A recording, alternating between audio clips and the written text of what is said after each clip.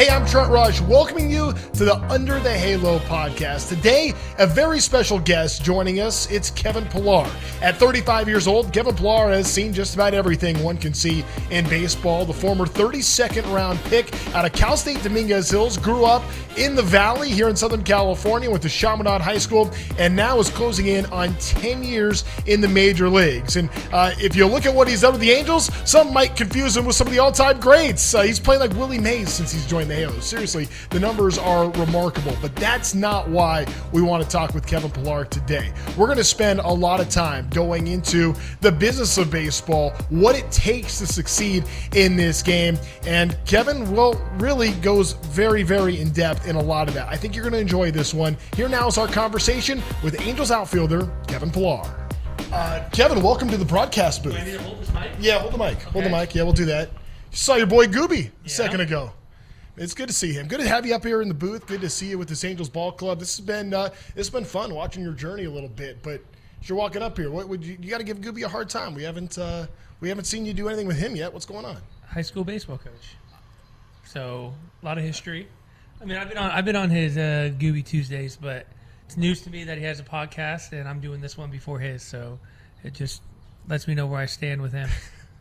Of course, I knew that. Chaminade High School. I know that because Gooby has never let me forget about it. He's been talking about you from your first day in the big leagues being around here. How cool is it to get a chance to your high school baseball coach as a broadcaster for the team you're with? That's crazy small world. Yeah, I mean, I guess I didn't realize how fortunate I was in high school to have a high school baseball coach that played in the major leagues. And I mean, I guess most kids at the high school level are kind of have aspirations of playing in the major leagues and don't, really think too much into it, but to have someone that played in the major leagues and, to ask questions and, ask him what it was like and what the journey was like. And honestly, I can't even look back and remember anything that he told me. It was so far away. I was just one of those kids that said, oh yeah, it'd be cool to be a major leaguer. But I didn't spend every waking moment of my day, even as a high school baseball player, thinking about how to get there or what it would take to get there. But looking back, the experience to have a major leaguer as a high school baseball coach and as a mentor, and I just thought it was really cool too. I think it was my sophomore year in high school is when he got the job here. So he was back, at a major league field. He was a celebrity again. Yeah, he was a celebrity again. So but I guess it just kind of points to my naiveness as a high school kid. And I was like, oh, that's cool. You work for a team and, they don't just hand out those jobs, and obviously to a former major leaguer, he has a leg up. He knows the game. He speaks the game. He lives the game. But to me, it was just this guy played in the major leagues, and maybe I asked him some questions. You ask kind of childish questions when you're in high school. Hey, Sure. What's the clubhouse like, or how's the food, or you don't really get into the business side of it and what it takes to get there, how to stay there, and if I could go back. I guess it's almost been 20 years now, 15 years since I graduated high school. I would ask a whole lot of different questions. I want to get to know the high school version of Kevin Pillar for a minute because 3-sport star, football, basketball, obviously baseball ended up working out for you. Was baseball your favorite, or did you have a favorite? How was that? Yeah, I mean, I think growing up it was just important to get involved in sports. I had an older brother who kind of did the same thing as me, but he tended to like basketball the most. And I think we're kind of a product of our environment a little bit too. And the Lakers were really popular when I was growing up. That was kind of the Shaq and Kobe era. So, I remember playing basketball with him in the backyard and idolizing those guys. But we did everything growing up: snowboarding, wakeboarding. I played 3 sports in high school. Sports was just fun, and you never saw it as anything more than that. Maybe at the high school level, I started to see a way of going to college by playing a sport. But it really wasn't until my senior year of high school where I dropped basketball because football, and then it was football, then basketball, then baseball. So I played football as a senior. I skipped basketball season to kind of just focus a little bit more for the first time on baseball and, try to pursue my dream of, playing college baseball. And, at that time it was still more about just, playing a sport while going to college. It was about, getting my degree first, and baseball was secondary.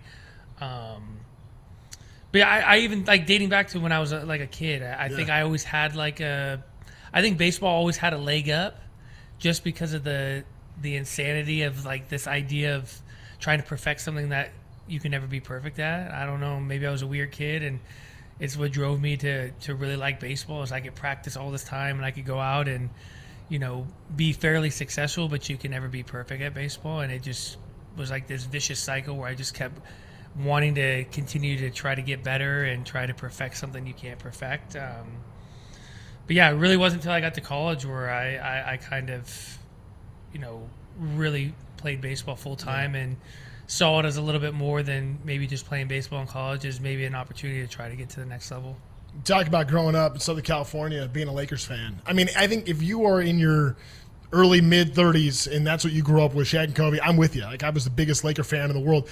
Not to the point where I named my daughter Kobe, but like you did. But, like, how serious was that basketball fandom as a kid? Yeah, it was real. It was, every night they were on, it was in the house. It wasn't, until we got a little bit older. But when we were younger, it was always on in the house. It wasn't where, like, we sat there and, like, focused on every single play. It was like, it was just on during dinner.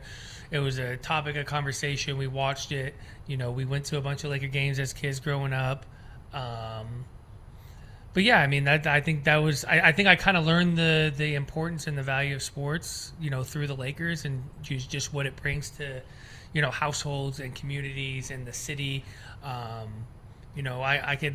look back on old Facebook photos of, when the Lakers won their first championship, and, I was at those parades with my brother and my high school friends. So, like, the fandom was real. Yeah. The fandom was real. And, like, going to, downtown LA as a high school kid, my brother's still in high school, a bunch of high school kids going out there.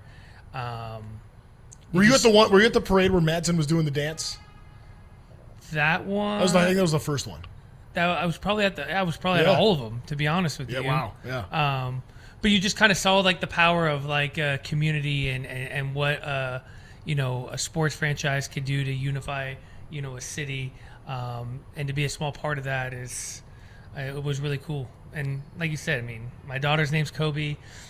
I'm not allowed for my wife to say that my daughter is named after Kobe Bryant, but it is a name that is inspired by the great Kobe Bryant. Just what a coincidence. Inspired, yeah. Amazing how that all panned out. No, that's cool. So it's funny. Actually, a really good friend of mine was Kobe's personal trainer for a long time down here, and just hearing, like, the Mamba stories. That's been one thing Ron Washington's talked about with this team, and it's kind of instilled in this group, like, the work. Like, this group gets after it. You guys, I know you weren't around for spring training, but in spring training, I can't remember a spring where I saw a team just put in that kind of work all the time. Is that something that you try to take with you, kind of going about your life in baseball? Because I know you've been at it for a while, and that's a grind to do that. Yeah, I mean, he definitely had a big influence, and not just me, but I think a lot of people across, all different sports, and honestly, all walks of life. The Mamba mentality became a real thing. But even before that, I just remember my dad always, preaching to me to put in the work. And it doesn't mean you're going to get results today, tomorrow, this week, next week, but if you continue to work, good things are on the corner. And I still hear his voice in my head, when there's days that I don't want to get in the gym after, 9 innings, or there's days that I'm not in the lineup and I'm like, maybe I should just, rest, take a day off. I just continue, I hear that voice just telling me to, like, keep pushing through, continue to work. When things aren't going great on the field, you up that work even more. You hope to get results immediately on the field the next day or the following day. And unfortunately, it doesn't work like that in this game. You just, but I just, between the, Kobe and my dad, it's all about the work. And, we're not necessarily seeing the results, every single day out on the field right here. But guys have bought into, what Wash preaches, what this organization's starting to preach. You see flashes of it on any given day. Yesterday being a great example. You saw a really well-executed game. You saw the double cuts. You saw the throws. You saw, what this team could be consistently. But, being around the game for a while, being around Wash for a while, having good conversations with him. Yes, the wins and losses are important. We are trying to win every single day, but the goal is much bigger here, and it's to teach these guys how to be professionals, how to work, how to enjoy the work, and how to have the best version of themselves show up on the field every single day, not just once a week, not just occasionally, but what we saw yesterday to show up every single day, for that to be the norm. The cleanness, the cleanliness, the attention to detail, and the only way to achieve that is through putting in the work every single day.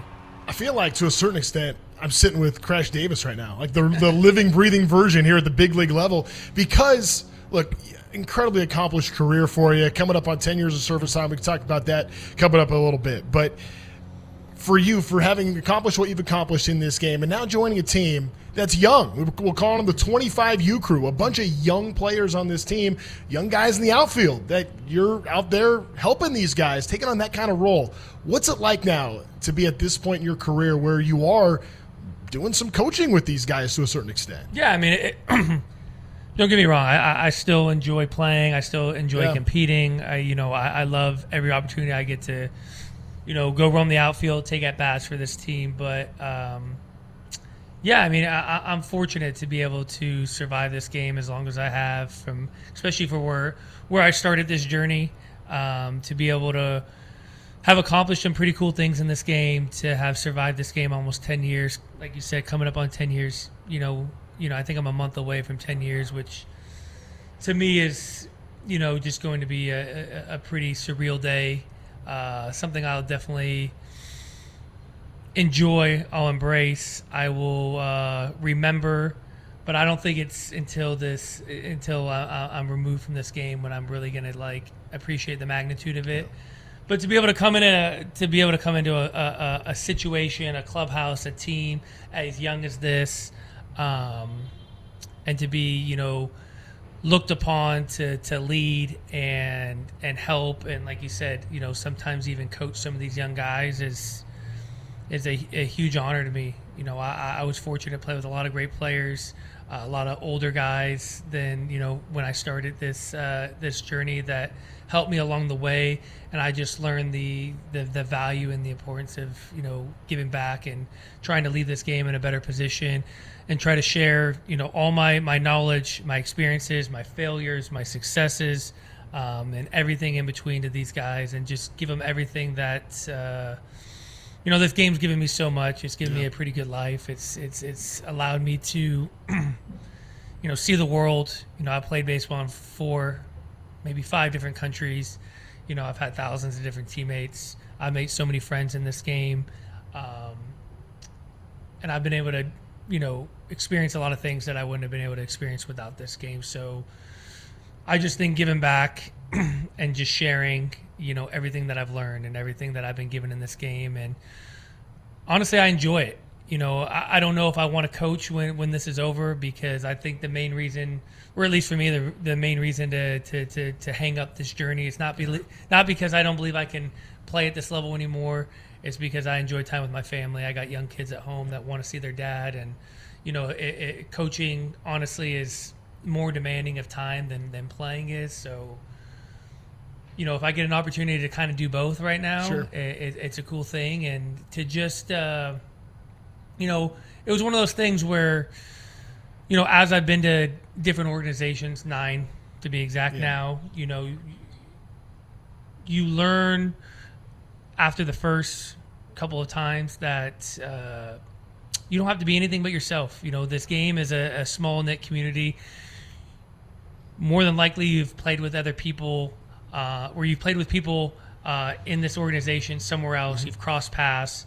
You have good friends of friends that are people on this team. Like your reputation of what kind of player you are, what kind of guy you are, precedes you before you even walk in the door. So after I experienced that maybe one or two times going somewhere, it's easy to just come in and be myself, be my authentic self, allow everything that I've accomplished in this game, the 8 other clubhouses, the type of person I am, to kind of speak for itself. And when you walk into a new place, you sit back, you observe, you kind of see what the guys are about, the way they think, and these guys did a really good job of coming up to me, embracing me day one, and some of the young guys kind of asking me for, I wouldn't say advice, but, Yeah. anything that I can help them with in this game. And, as I've been here longer, it's just been cool to be able to take guys that, away from everyone else to talk in these meetings about things that I'm seeing, to point out things that, might not seem important but are important to me. And I think guys appreciate it. It's amazing. You think about consistency, right? The first 6 years, you're in Toronto, life is good. You're at one point the best defensive player in all of baseball, and you're seeing all this happen in one place. And then all of a sudden that changes. And finding that consistency, at least in terms of where you're playing on a given day, has changed dramatically here in the second part of your career. So you mentioned the next 8 clubs you're with, even this season, starting with the White Sox and you end up here with the Angels and changing situations all the time. What kind of an impact does that have on you as a player? What kind of impact does it have on your family? Like, how does that work? Yeah, I mean, I would say the hardest is definitely the family situation. Yeah. You rent places, you expect to be somewhere. You try to, going back to what I said,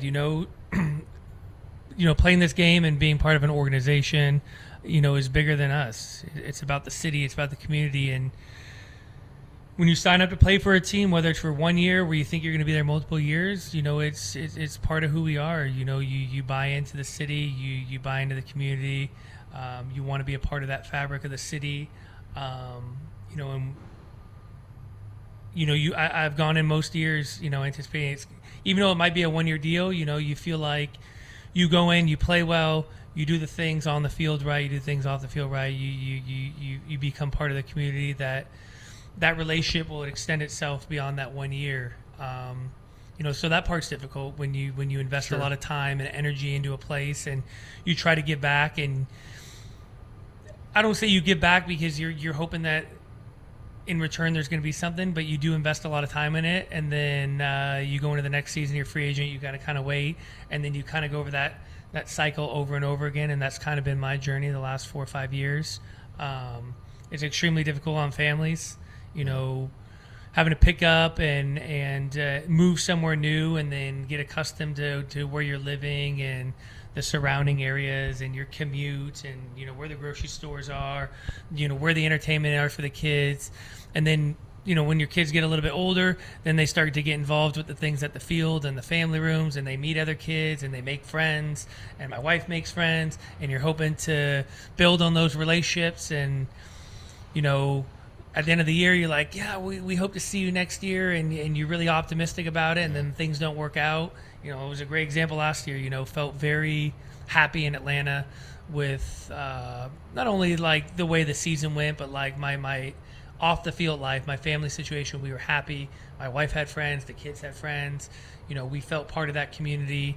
And the season's over, you lose in a playoff game, and it's tough, and you give everyone hugs and you're hoping to see them again next year. You're hoping like, hey, spring training's not that far. I can't wait to like pick up where we left off. Yeah. And then, it almost feels like another life. And then it's a lot of work to try to keep those relationships in this game, because we all come from different parts of the world, different parts of the United States. So like you rely on those people a lot during those 6-7 months of the season, and you become as close as you can get. And then, the Band-Aid's ripped off, you're somewhere else, and it takes a lot of work to maintain those relationships. But we've been able to do that. My wife's been able to do that, a little bit harder with the kids because they don't get to see each other a lot. Yeah. But, my kids still ask questions about kids from, other teams they played with, and, that part's hard. See, that's the human side of it nobody talks about. Everybody sees what you do on the field all the time.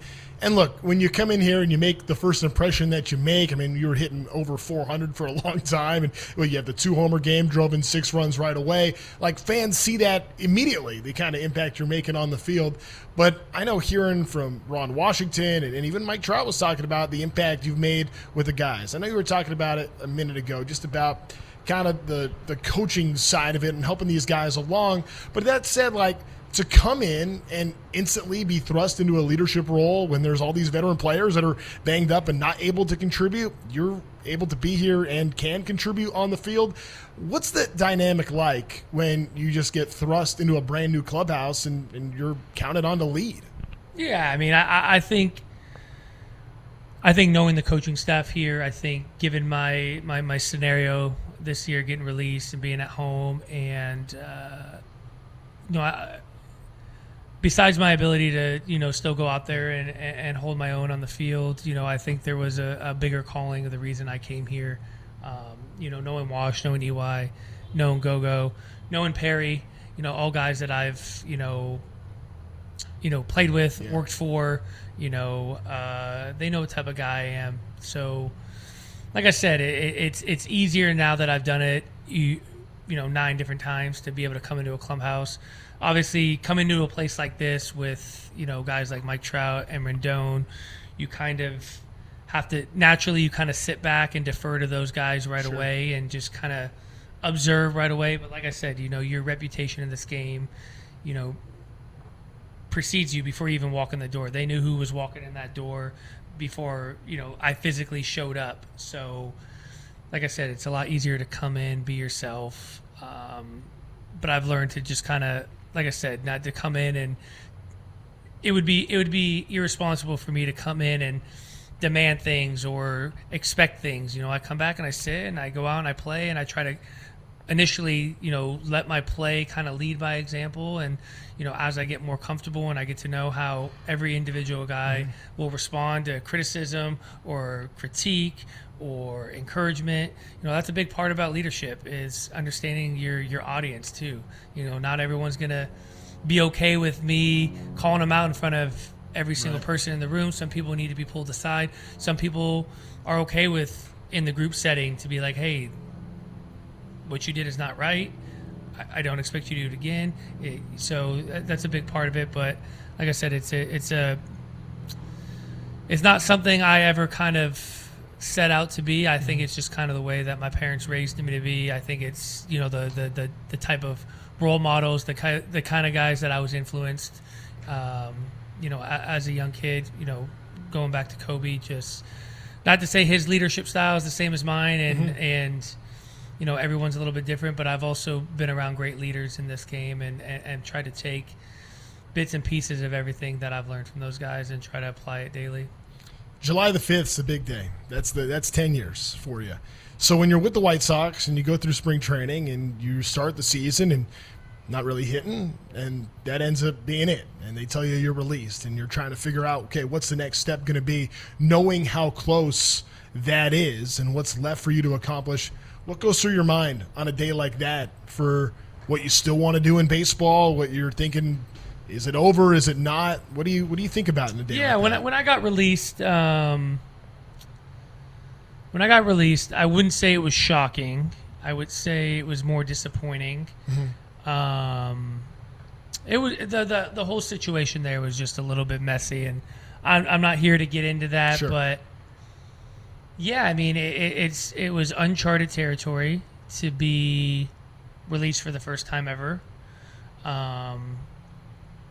Just because it's baseball season, I was in the lineup the day before. Flew back to Chicago, get a call. I think I actually had a home run the day before, so it was like weird, but then you get a call in the morning, you're released, and you're like, okay, so I kind of know what that means, but I don't know what the next steps are, right? So, you call your agent, you figure out what's going on. It's like, okay, there's nothing that could happen for the next 3 days, right? Nothing. I'm like, okay, so fortunately my wife and my kids were there, so we flew to Nashville for 2 days just to get away, and then we flew back to Arizona to just go back home. And then, I was going to kind of figure out what was going to happen. I need to stay in shape. I need to, home's home. That's where I do all my baseball stuff. Great place to be. I have my cages and, my gym and all that stuff to be ready to play. But there was definitely a moment of uncertainty of what I really wanted to do. Deep in my heart, I knew I wanted to continue playing because I knew that I still could play. I knew there was individual things that I wanted to accomplish, the 100 stolen bases, the 1,000 hits, the 10 years of service time. These were all individual things that I wanted to accomplish for myself. There was a small part of me that felt at peace with being home. There's a small part of me that was content with everything that I had accomplished in my career. there's a small part of me that didn't see it as quitting. A small part of me saw it as my time, and I maybe during that 3-day period, maybe those thoughts weren't clicking in right away. But once I actually became like a free agent after being released, and the phone wasn't ringing off the hook for me to get jobs, I didn't see it as quitting. I saw it as, okay, my time has come. I've given this game everything I had. I've dedicated so much time and energy and money and sacrifice to get to this point. And in a lot of ways, I played this game a lot longer at the major league level than I ever thought I would when I started this journey. And I was content. I think if things didn't work out the way that they worked out, I think I would have been disappointed sitting at home and been so close to achieving these pretty cool things that, to be honest with you, the 1,000 hits, the 100 homers, the 100 stolen bases, I thought that was a cool accomplishment for me. At being a very average major leaguer who's never been an all-star, who's batted majority of his career in the lower part of the order, to accomplish those type of numbers, I thought would be cool for a Division II guy drafted in the 32nd round, who grinded for 10 years to play this game. And then when it happened, and I realized the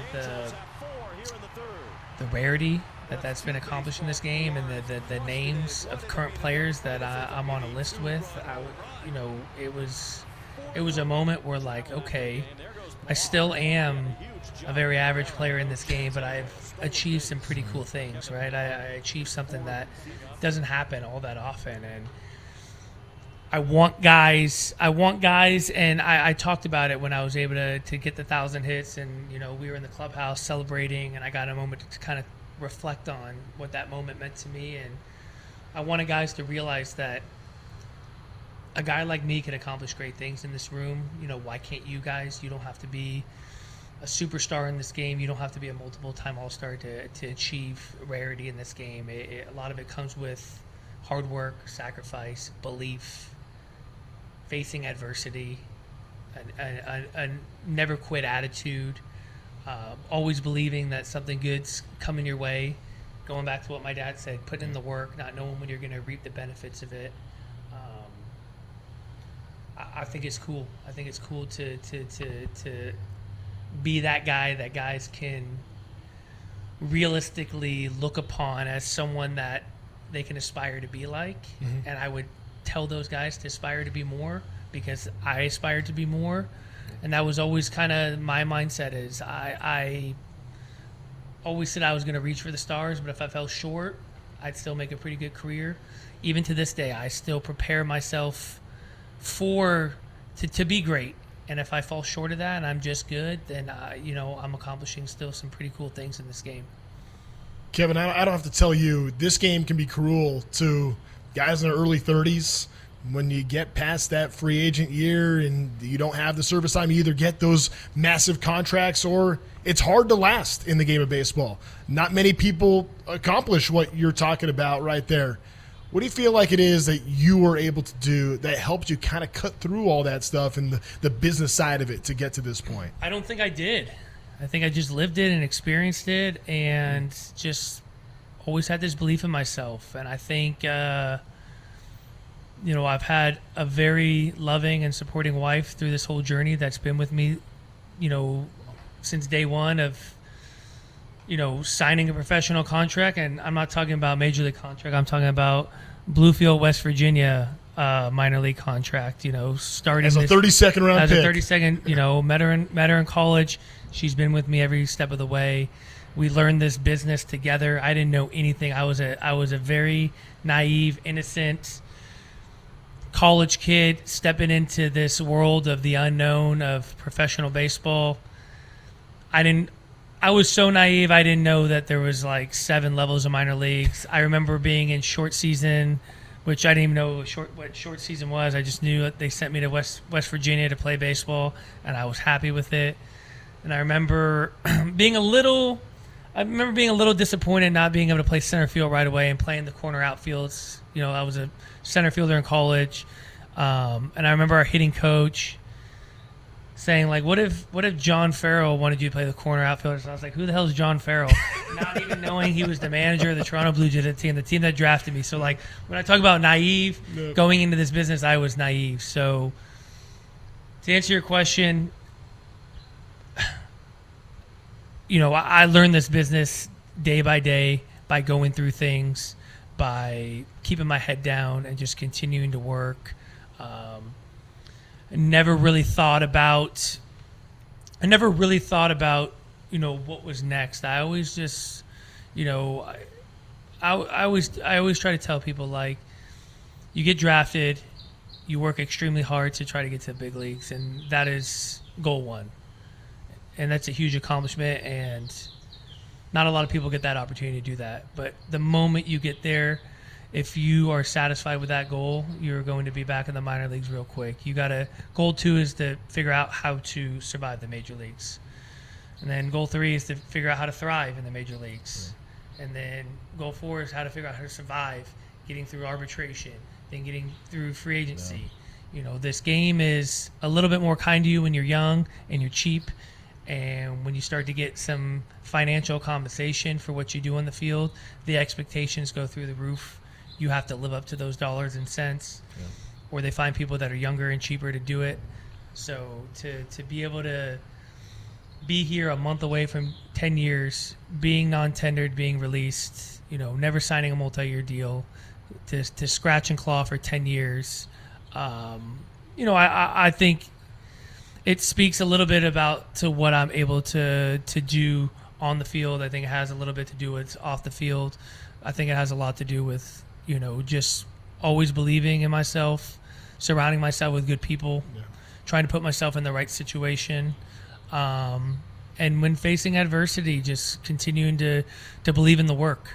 And the work was going to set me free and continue to give me opportunities to be a good teammate, to control what I can control in this game, and that was the way that I show up to the field every day.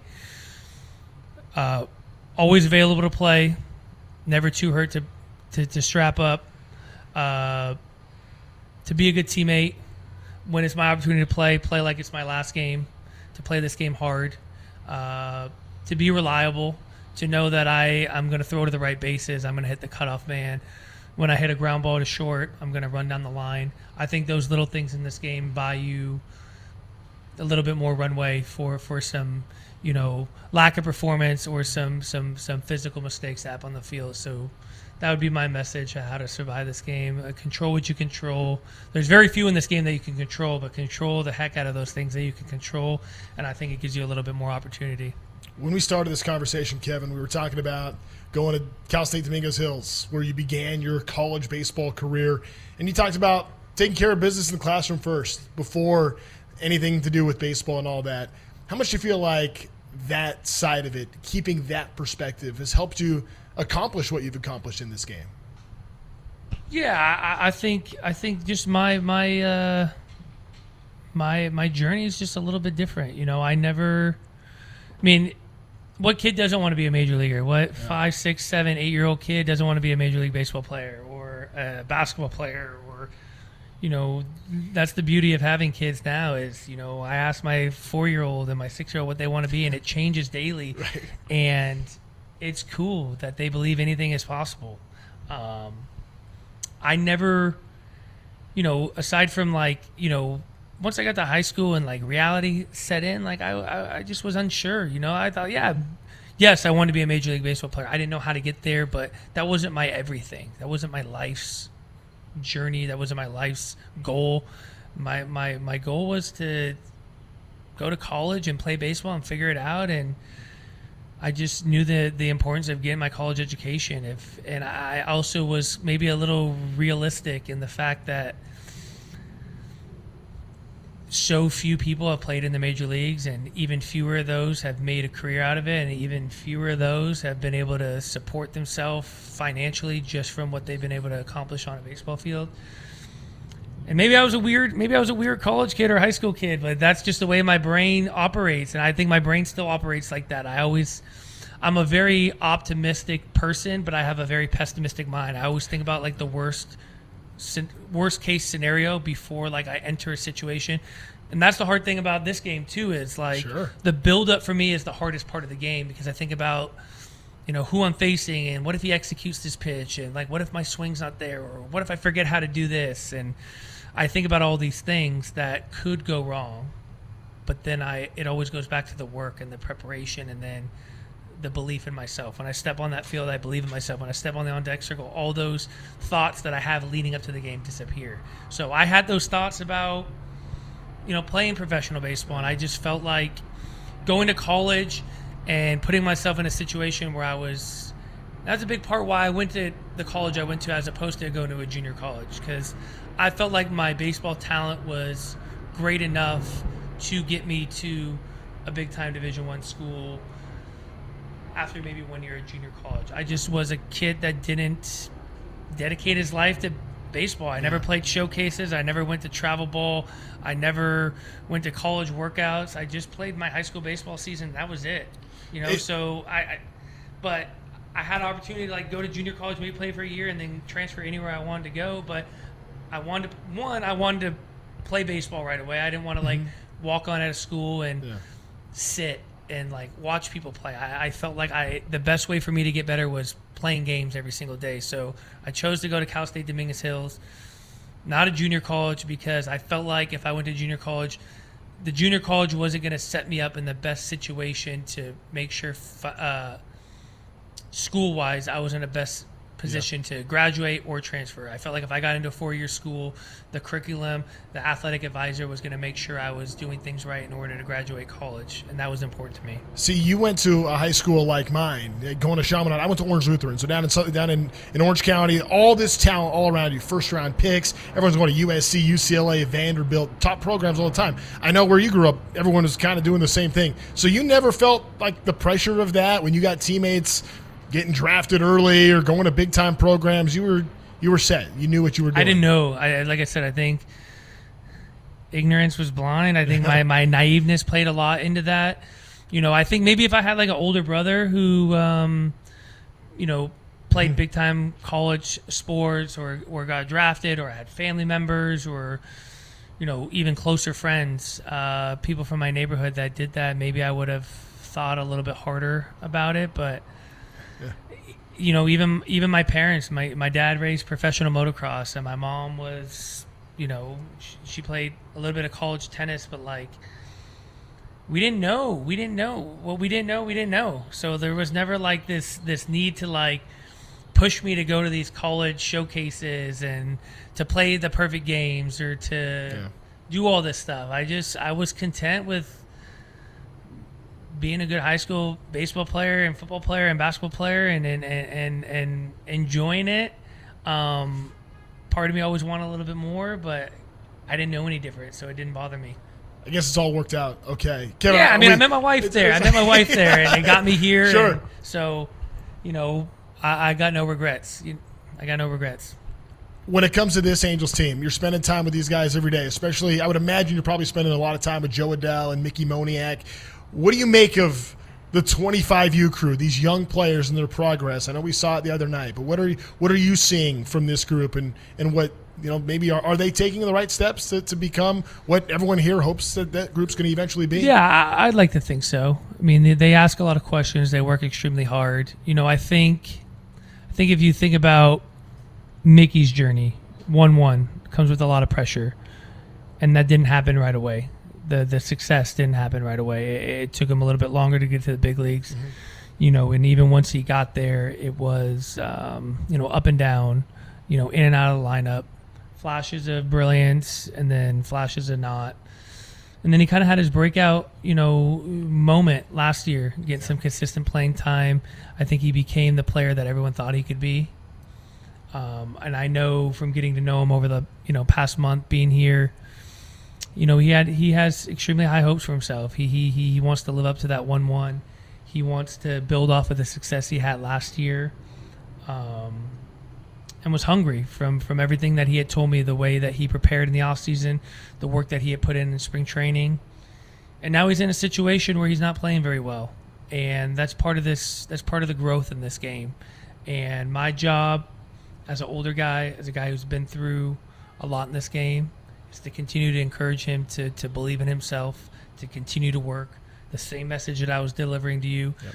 Just because you put in 2 hours today in the cage doesn't mean you're going to go out and get 3 hits today. You just continue to put that work in the cage and just continue to grind and continue to work and continue to believe in yourself.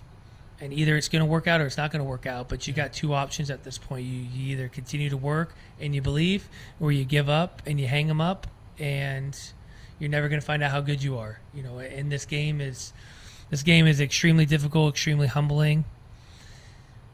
The best players in this game go through very difficult stretches, very difficult seasons,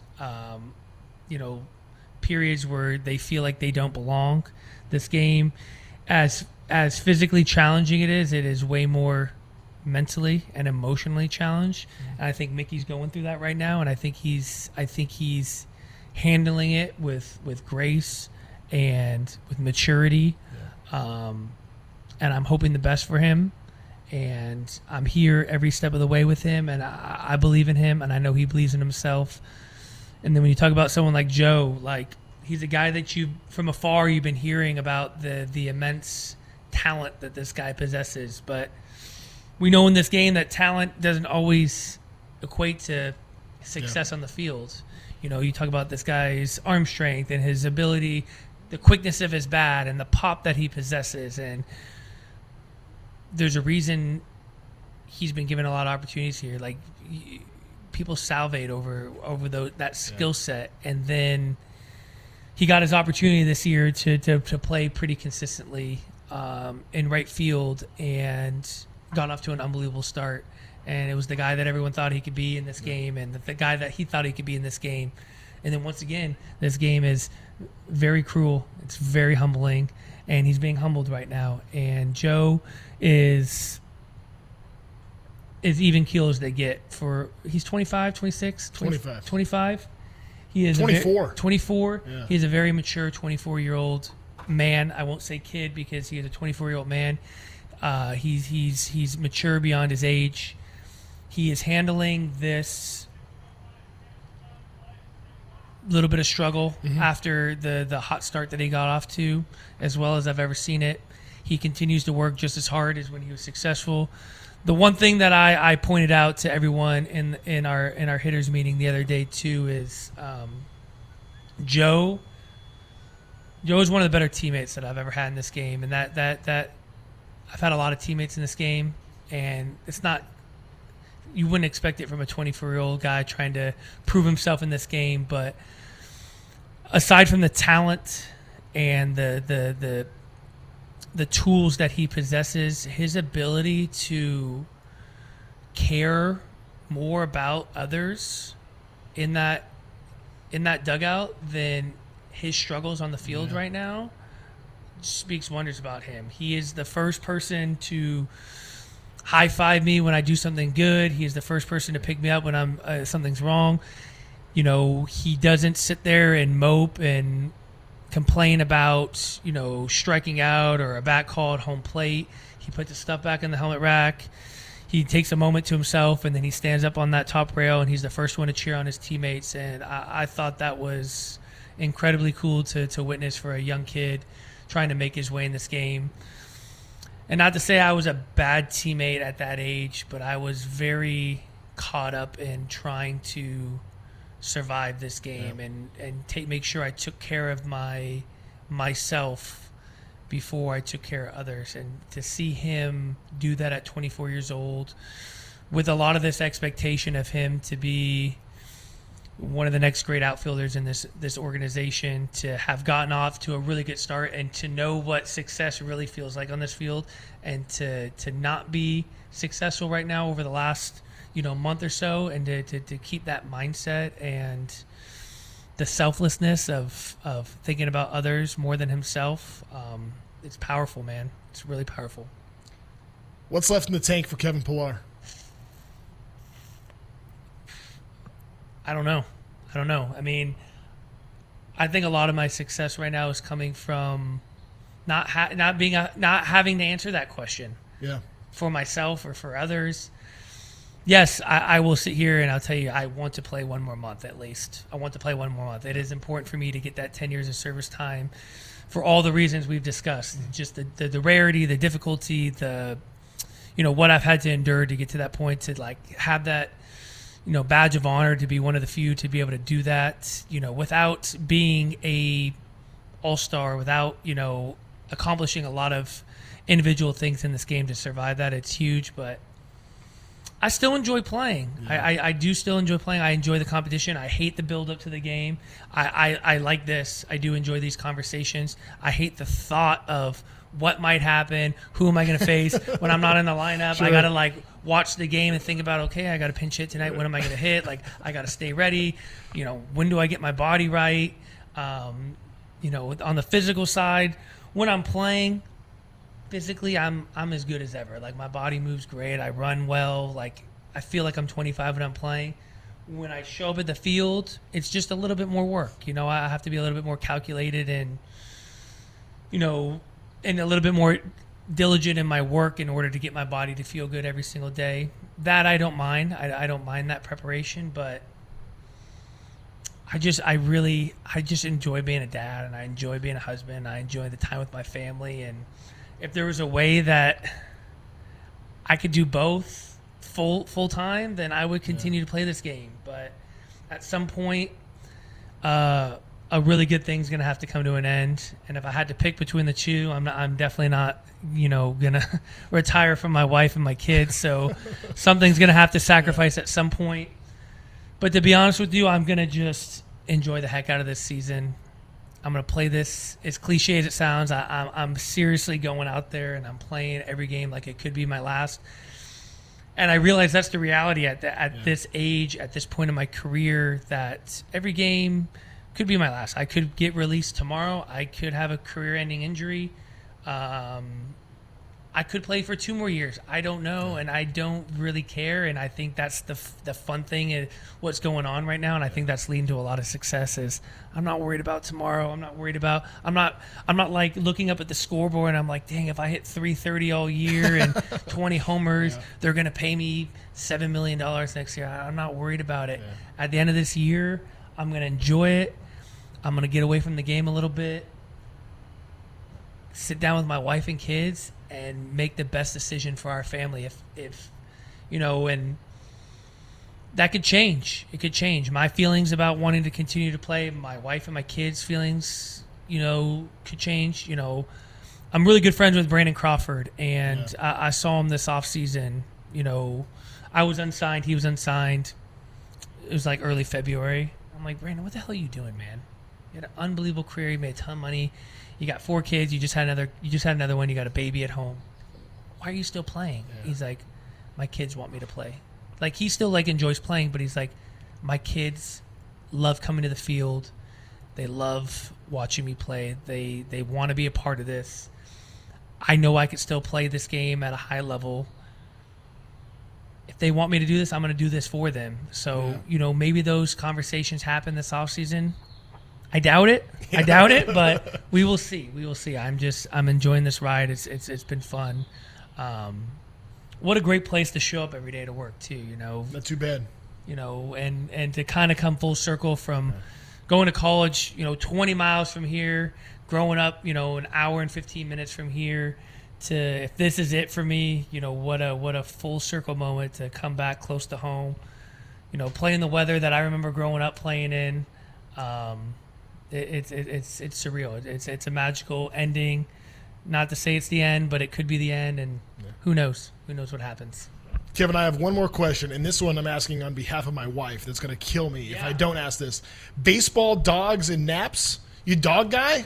You have puppies? I do have a dog. But to be honest with you, so this OA, this is Ozzy Albies shirt from last year. It is neutral colors, but Ozzy does a wonderful job with fostering dogs that are in shelters. When they're at the end of the road, he fosters them, and him and his wife and their team do a really good job of, finding homes for these dogs. And I've worn this shirt away from the fields, and it gets the same response. So I think Ozzy, your advertising Yeah. for your charity is working. A lot of people ask questions about this, and he's doing a great thing. There's a lot of dogs out there that unfortunately fall victim of being in shelters, and shelters get overcrowded. So the more we can help these dogs out. I'm actually my dog at home. Me and my wife, we rescued a dog when we were in New York. My wife went and worked a charity event for the wives, kind of similar thing. Try to help these dogs get fostered. She's holding the dog. She's supposed to be helping them find a home, not our home, someone else's home. It's always how it works. Someone else's home. And she's holding this dog, and she calls me, "What do you think?" I'm like, "What do you think?" "Okay, just find the dog a home, okay?" Then she FaceTimes me again. It's so cute. I know it's cute. I love it. I don't care. Let's bring it home. We can't do this. Call back. Baseball doesn't allow us to do anything fun. I'm like, "You're so right. The reason we don't have a dog is because we travel, and it's a headache, and who's going to take care of the dog when we're gone? Now we have to fly with the dog. No, let's not do it." Then she calls back, and we're like, "Screw it, let's do it." So now we have a dog. We have a dog that we rescued, and it's been a blessing, and you always feel for my kids. They're young. They're 6 and 4, and I think people that don't grow up with dogs maybe don't have that same comfort level with dogs. So I do feel like it was important for us to get a dog at home and have our kids grow up with them, and she's the best. She's the best. Kevin, man, really appreciate it. Thank you.